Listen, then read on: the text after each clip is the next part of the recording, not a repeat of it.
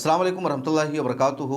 Saudi अरब और Israel के दरमियान सफारती रिश्ता बहाल होने की एक मरतबा फिर बातचीत हो रही है, कोशिशें तेज़ हो गई है। इसराइल का अखबार हारिस उसने एक ख़बर शाये किया जिसमें कहा गया है सऊदी अरब इसराइल के साथ सफारती रिश्ता बहाल करने के लिए अपनी पिछली शर्तों को छोड़ चुका है। अब वो नई शर्तों पर बातचीत कर रहा है और पिछली शर्त सऊदी अरब की इसराइल के साथ सफारती रिश्ता बहाल करने के लिए थी कि 1967 की सरहदों के मुताबिक इसराइल फ़लस्तीन पर कब्ज़ा की हुई ज़मीनों को खाली कर दे, वेस्ट बैंक, रामल्ला और गज़ा पट्टी से इसराइल अपनी आर्मी को वापस निकाल ले। दूसरी शर्त यह थी कि फ़लस्तीन को एक स्टेट का दर्जा दिया जाए, उसके बाद ही सऊदी अरब और इसराइल के दरमियान सफारती रिश्ता बहाल हो सकता है। लेकिन अब यह दावा किया जा रहा है कि सऊदी अरब ने कहा कि अगर इसराइल गज़ा पट्टी से अपनी आर्मी को वापस निकाल लेता है और जंगबंदी का समझौता हो जाता है इसराइल और हमास के दरमियान, तो इसराइल और सऊदी अरब के दरमियान सफारती रिश्ता बहाल हो जाएगा।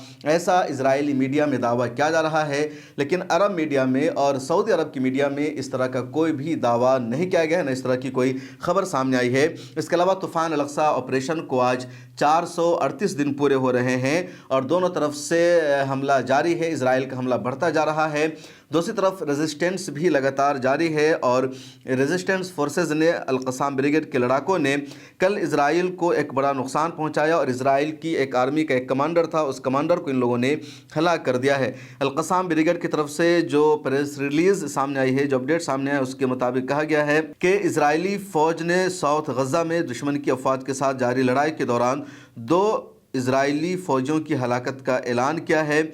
इसराइल ने मेजर जनरल निहाल की 7107 की जो इंजीनियरिंग बटालियन है उसमें से एक कमांडर की और एक फ़ौजी की हलाकत का एतराफ़ किया है और अब तक हमास के हाथों मरने वाले इजरायली आर्मी की, इजरायली फ़ौजियों की हलाकत की जो तादाद है वो 818 हो गई है। ये जो फिगर है, ये जो तादाद है वो IDF का जारी करदा है। हालांकि जो हमास का दावा है या जो दूसरी ऑर्गेनाइजेशन का, तंजीमों का दावा है, वो बहुत ज़्यादा है कि बहुत ज़्यादा इजरायली आर्मी की भी हलाकत हुई है, नुकसान हुई है, लेकिन इसराइल लगातार छुपाने की कोशिश कर रहा है। उधर इसराइल में प्रोटेस्ट बढ़ता जा रहा है, एहतजाज बढ़ता जा रहा है। दुनिया के दूसरे मुल्कों में भी इसराइल के प्राइम मिनिस्टर बेंयामिन नेतन्याहू के खिलाफ बढ़ता जा रहा है। लंदन की सड़कों पर स्टिकर लगाया जा रहा है, वांटेड बेंयामिन नेतन्याहू।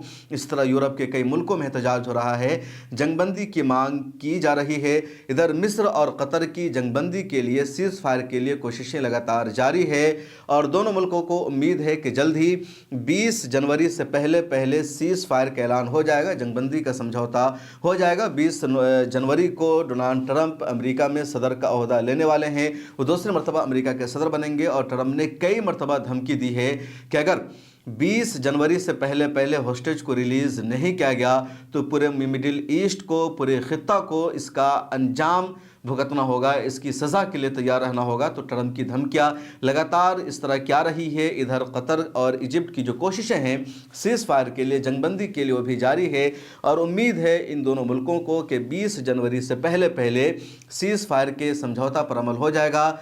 इधर इसराइल के डिफेंस मिनिस्टर ने यमन के हौसियों को धमकी दी और यमन के हौसियों को डिफेंस मिनिस्टर ने खिताब करते हुए कहा कि अगर हम बदला लेना शुरू करेंगे तो बहुत बुरा होगा। दरअसल यमन के हौसियों ने कल मिसाइल से हमला किया और यमन के हौसियों का जो मिसाइल है तिल अबीब के एयरपोर्ट तक पहुंचा और तिल अबीब के एयरपोर्ट को कई घंटों तक बंद करना पड़ा। वहां फ़्लाइट की जो सारी सर्विसेज हैं, सारे ऑपरेशन हैं, उसको बंद करना पड़ा।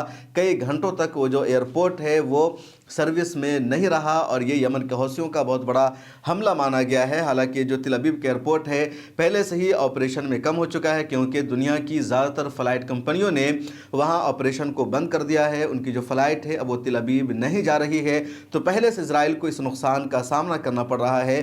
टूरिज़म सेक्टर इसराइल का मुकम्मल तौर पर ख़त्म हो चुका है। इधर यमन के हौसियों का जो हमला था कल का, वो बहुत ज़्यादा ख़तरनाक था, बहुत बड़ा हमला था और इस हमले का भी बहुत ज़्यादा नुकसान हो रहा है यमन के हौसियों को। और अब इजराइल के डिफेंस मिनिस्टर ने यमन के हौसियों को हमला की धमकी दी है। लोगों को उम्मीद है कि जल्द ही जंगबंदी हो जाएगी। आप भी दुआ कीजिए गज़ा पट्टी के हालात के लिए और दुआ कीजिए कि वहाँ सीज़ फायर हो जाए, जंगबंदी हो जाए। मिल्लत टाइम्स को जारी रखने और मजबूत बनाने के लिए हमारी आर्थिक सहायता कीजिए। ये एक आजाद मीडिया हाउस और कमजोरों की आवाज है। आप हमें देखें, सुने, पढ़ें और हर महीने ज्यादा नहीं, सिर्फ 100 रुपए से मदद करें। डिटेल्स डिस्क्रिप्शन में मौजूद हैं।